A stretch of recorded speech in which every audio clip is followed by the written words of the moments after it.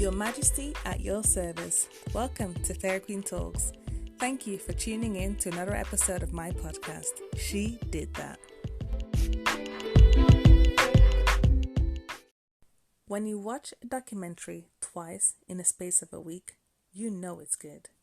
Today, I want to talk about a documentary called She Did That. The moment I saw this on Netflix, I knew I had to click. With no idea what it was about, all I needed to see was black women being empowered and being beautiful, along with the words, she did that. I was sold. It was my vibe. And when I clicked it, I knew why.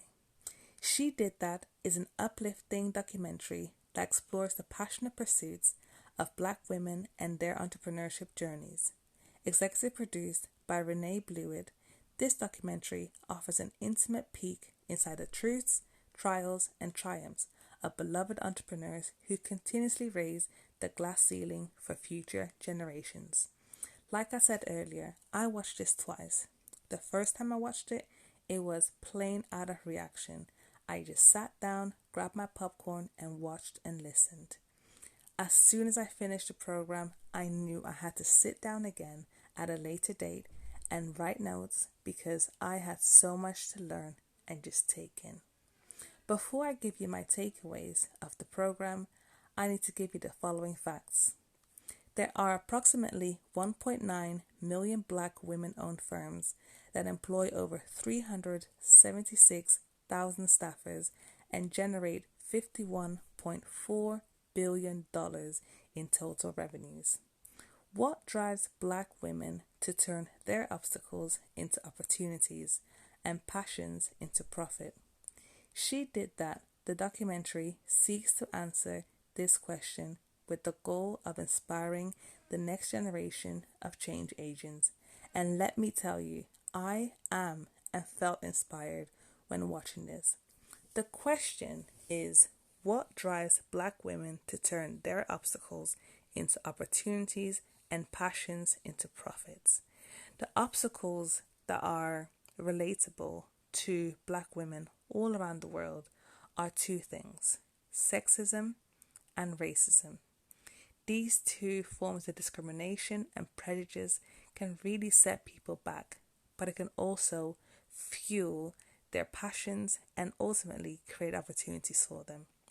So, as I go through my takeaways, I will not be able to explain everything into detail because otherwise I would be sitting here for hours and I haven't got time to do that. But I hope that as I go through my notes that something will stand out to you and you'll be motivated. Now, this is helpful for anyone who has any obstacles. You don't have to be a black woman to learn from a black woman. So, here we go. It is much worse to live with the question, what if?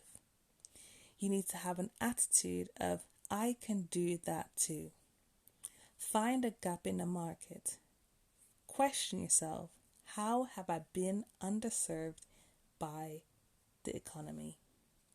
What do you love? Find your passion. Use your background, even if you are privileged or not privileged, and take advantage of everything that's around you. Let no one make you feel that you don't belong. You are equal to others. There are limitations in life, but you can overcome them if you work hard. Positive role models are important.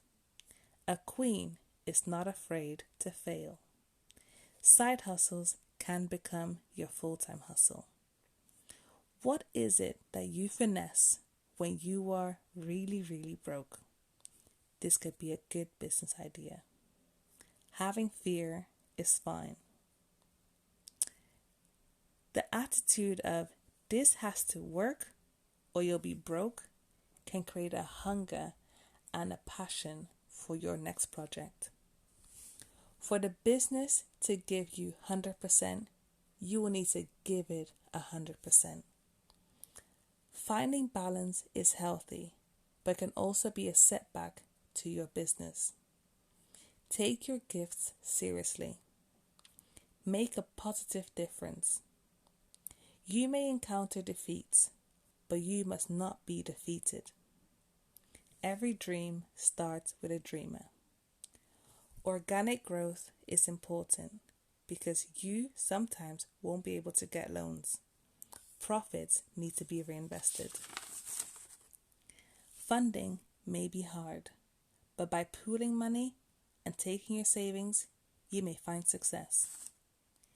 Even if you go on programs like Shark Tank, you may feel embarrassed or not be spoken to like a business, and people may not believe in your dream. You may be overlooked, but that doesn't mean that you are not worth it and that your product or service is not working. Get in front of the right people. The thought of giving up happens many moments. Just don't give in to it. Your well-being is important. Even if you feel you have to be vigilant or be on guard, make sure you look after your mental health. Work on yourself. Self-development is important. It's not always work and play. Sometimes we just need to pause and relax. It's okay to find therapy or self-help. Be around people who embody female empowerment. Have the mentality of we can do it all can be damaging. Make sure that you delegate the tasks that you need to do. And it's okay to employ people as your business grows. Set boundaries and learn to say no to others.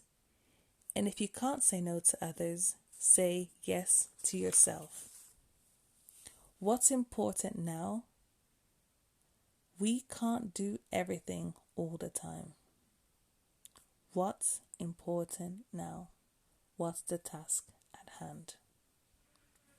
Saying no. Don't feel guilty to overextend yourself. Make sure you make time for others, family, and yourself. Self-care is important. Set boundaries so that you have time for self-care. Business can't rule you and your life. Look after your mental health. Taking on new projects is good when you have your projects in the pocket. Men supporting Black women entrepreneurs is very important. Entrepreneurship is a marathon. Our men and the people in our lives need to be supportive. Put your energy and love into your work. Men who are not intimidated or threatened by your entrepreneurship can be your number one fan. Life happens, and our business success will have a new form of motivation. Collaboration will provide you with more access to success. Support each other and direct dollars to each other. Collaboration with people you click with is important. Send your business to each other. If your friend makes something that you believe in, you can share that with others. If you sell out your company to a bigger corporation, you can create generational wealth, create an exit strategy, and flip your business into a bigger profit and help others along the way. Black entrepreneurship and business is not till death do us part. Statistics can be discouraging, so don't be disheartened. Let's move from consumers to producers. Obstacles. You don't have to be an expert. It's about having the courage to do things. Build your own table. Build your own door. Change the way we think about ourselves. Your dreams are valid. Ask for what you want and be prepared to get it. From Maya Angelou. Paving the way for future generations. Use bad moments as fuel for motivation. Remember why you started. You can be self-taught. Make money outside of your blog. It becomes your business card. Do everything with intention. Multiple streams of income. Adapt to market changes. I hope that these points got to you somehow. I felt really inspired, and I believe that anyone can learn from Black women. And if Black women can do it, anyone can do it. Thank you so much for listening.